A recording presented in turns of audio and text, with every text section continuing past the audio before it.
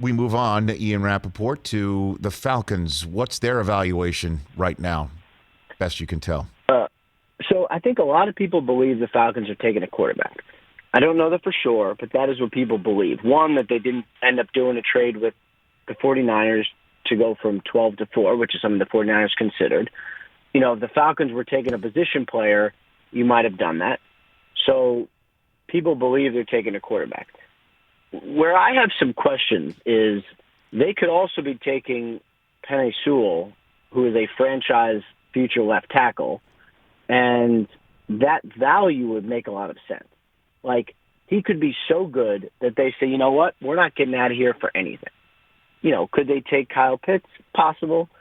Could they Chase? Probably not. But to me, it seems like it's more Sewell, Pitts, or a quarterback. And I don't know which, but I know that many people who've had the conversations and do this for a living believe that they're taking a quarterback. Whether they are or not, that's what people believe. What are you hearing about the trade market for that 4th overall pick? What are you hearing about that?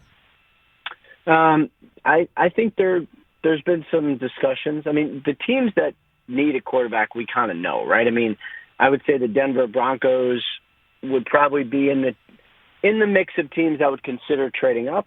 I think the New England Patriots would be in the mix of the teams that would consider trading up. I just don't know, you know, would the Patriots go from, where are they, 15 to 4? Like, that's a, you know, I don't know. Like, that's a leap.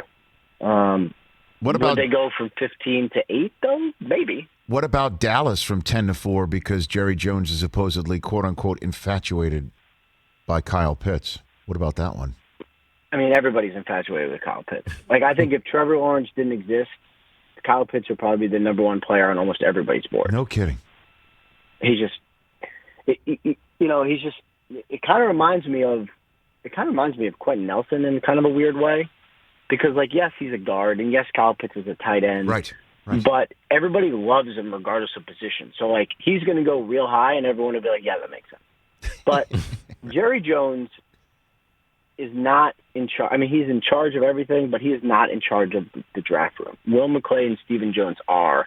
They have been excellent with very small exceptions at drafting. And I would say they are the ones who will make sure that nothing crazy happens, like trading a future first-round pick to go up for a non-quarterback.